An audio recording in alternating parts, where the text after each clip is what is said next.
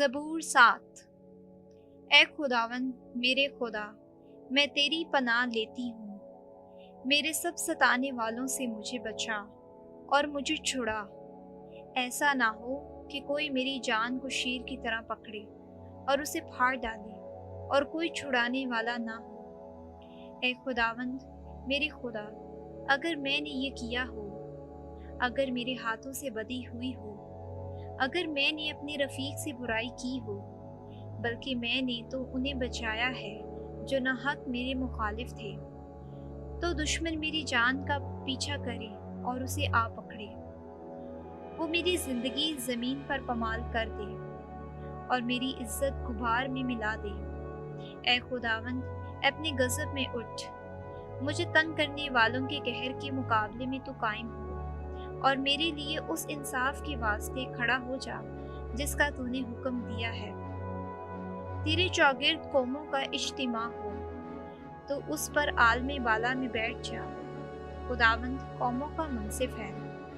ए खुदावंद, मेरी रास्ते के मुताबिक और उस बेगुनाही के मुताबिक जो मुझ में है मेरी इदालत कर। शरीरों की बदी का खात्मा हो जाए, पर सादिक को कयाम बख्श दे, क्योंकि तू ए खुदाए आदिल दिलों और गुर्दों को जांचता है।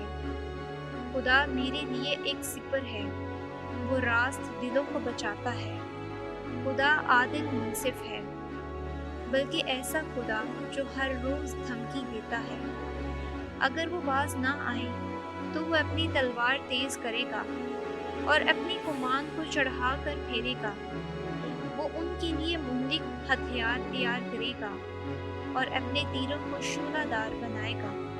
देखो, उसे बदी के दर्द लगी है, वो शरारत से बारदार हुआ है और उससे नारसाई पैदा होती है।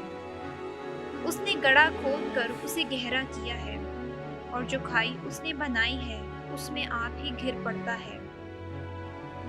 उसकी शरारत उल्टी उसी के सर पर आएगी, उसका जुल्म उसी की जान पर उतरेगा।